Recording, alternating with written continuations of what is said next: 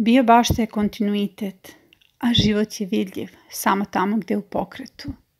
Ovo je priča o turnusima i priča o resursima.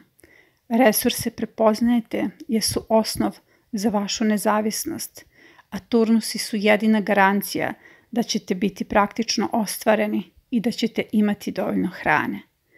Septembar je blagodaran mesec. On miluje naše biljke. Daruje nas rosom hraniteljicom, a noću spušta temperature dovoljno da naše biljke cvetaju i plodonose. Svi naši turnusi sada imaju idealne uslove za rast i plodonošenje. Tikvice koje su presađene u julu i avgustu spremaju se za plodonošenje i intenzivno rastu. Zato u septembru nastavljamo setvu. Septembar je mesec turnusa. Nastavljamo sadnju, orezujemo biljke, koristimo nove resurse. Šta sadimo, orezujemo i koje resurse koristimo kako bismo hranili naše septembarske kulture, pogledajte u ovoj epizodi.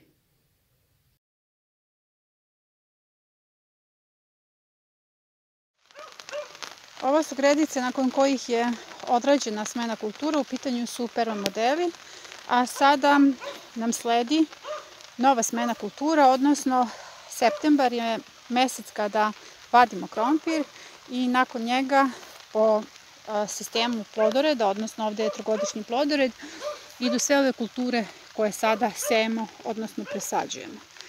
Na ovom prvom modelu je rastao krompir i nakon što je izvađen, ja sam dohranila permamodel, odnosno dodala sam sveže pokošenu koprivu, travu, još sena i dodala još malo granuliranog organskog đubriva.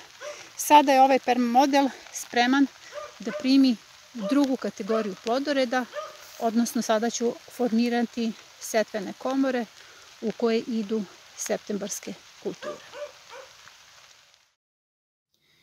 Septembar je mesec turnusa kada u turnusima sejemo neke kulture. Ovo je sada drugi turnus rotkvica, ali ne i poslednji. Rotkvice su otporne na mraz, otporne na niske temperature do onih ekstremno niskih koje nas čekaju tamo negde u januaru i februaru. I ovo su idealni uslovi za njihovu proizvodnju. Sada možete da proizvedete onoliko rotkvica koliko je potrebno da napravite zimnicu. Kisele rotkvice su fantastične. Dakle, ovo nije poslednji turnus rotkvica. Za 15 dana ih ponovo sejemo.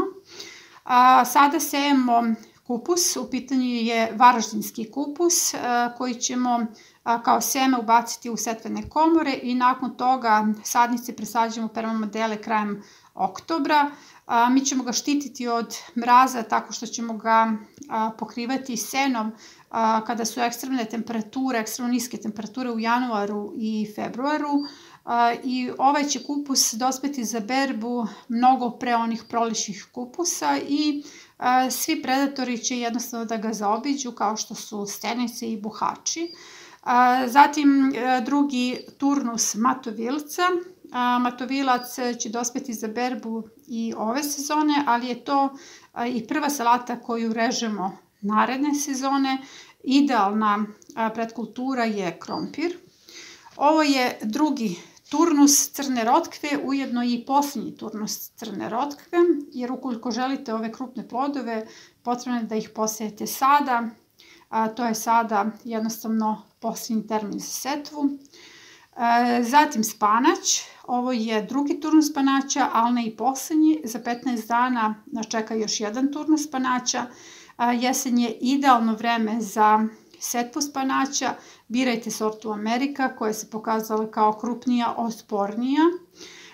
Dalje sejemo francuski spanać ili lobodu, odnosno ja svaki jeseni sejem lobodu, iako je njena setva predviđena za april. Ona je predviđena za april samo zbog toga što je loboda, za razliku od spanaća, otporna na visoke temperature, ali fantastično raste i sada u jesen i obogatite svoju ishranu upravo ovim crvenim, fantastičnim crvenim lišćem. Zatim drugi turnus rukule, ujedno i posljednji turnus rukule. Rukula se reže za 6 do 8 nedelja, otporna na niske temperature i rezat ćete dugo do onih prvih ekstremnih temperatura. Poslednji turnus bele rotkve, jednako kao i kod crne, ako želite ove krupne bele rotkve, potrebno da ih sada posejete ili zaboravite na njih. Zatim peršun.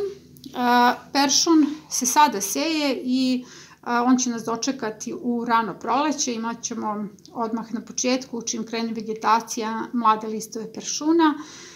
I ono što se sad može sejati kao setva, odnosno iz semena, jeste praziluk, sorta Carentan. U pitanju je zimska sorta. Potrebno je da se na određenom razmaku ubaci seme u setvene komore. Onda ćemo ga proređivati kad nikne i naravno praziluk se šiša tokom vegetacije.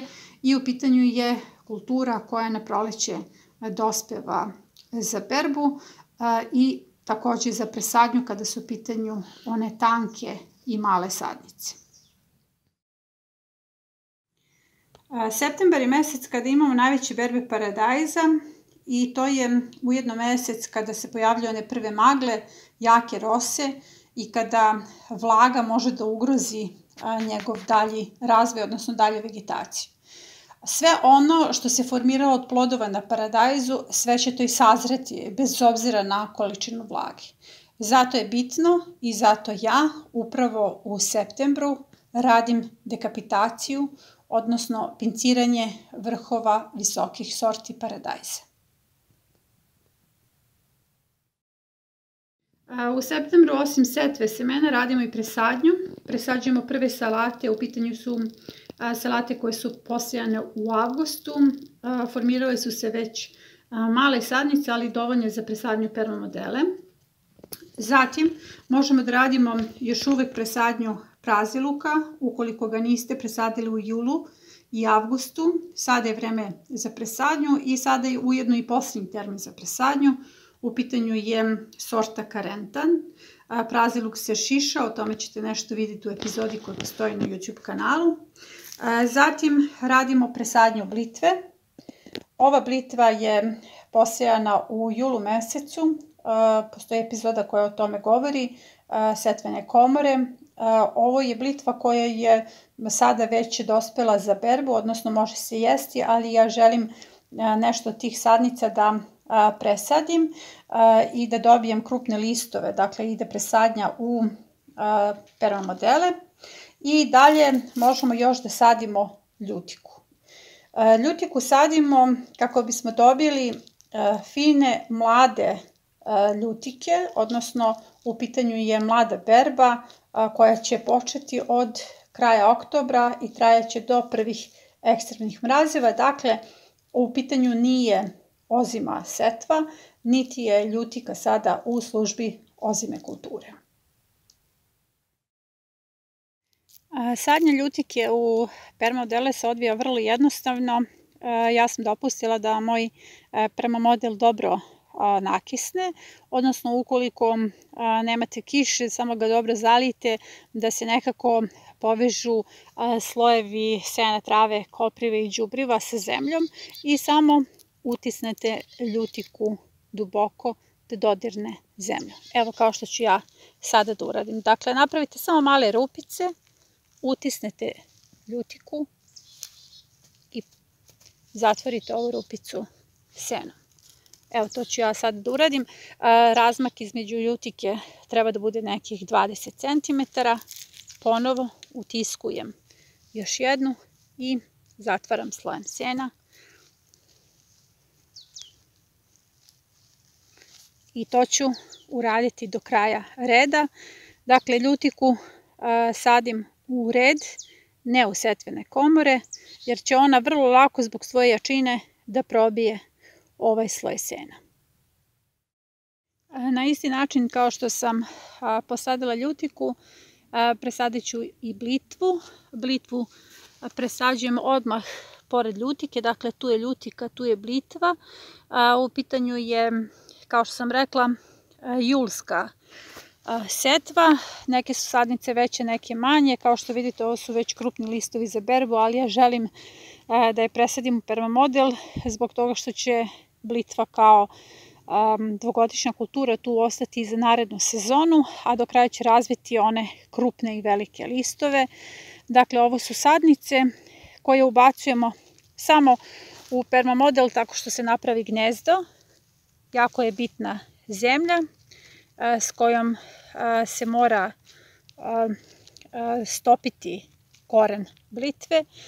Jako sam srećna što je pala kiša i što je sve mokro i što mogu vrlo lako da presadim ove sadnice, odnosno ovo su idealni uslovi.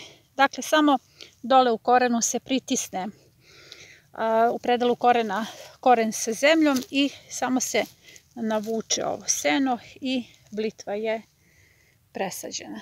Tako ću odraditi do kraja. Ono što ja radim u septembru jeste dekapitacija vrhova paradajza, odnosno u pitanju su isključivo visoke sorte, jedino njima pinciramo vrhove.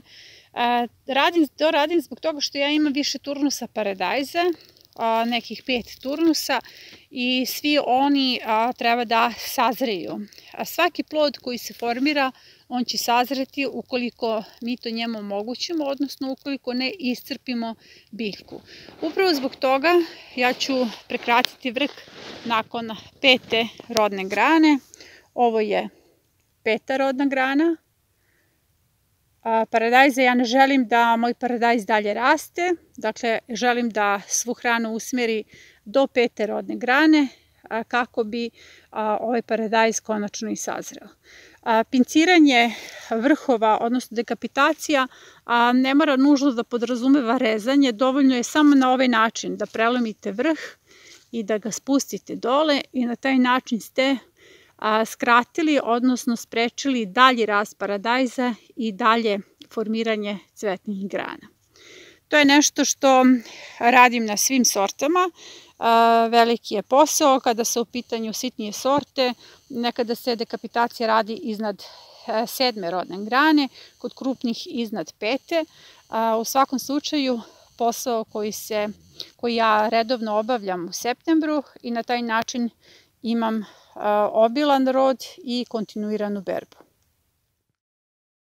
U svakoj epizodi ja govorim o resursima, odnosno svaka faza vegetacije ima svoje resurse i ja vas upoznam sa resursima koje možete da upotrebite za ishranu vaših biljaka. Ovo je čičoka, izvor kalijuma i od nje ću sada da napravim tekuće biljno đubrivo koje će biti hrana za moje septembarske kulture. Kako se prave tekuće biljna đubriva imate u epizodi na YouTube kanalu, a sada je samo važno da znate da je čičoka jestiva, lekovita i upravo resurs za uzgoj vaših biljaka.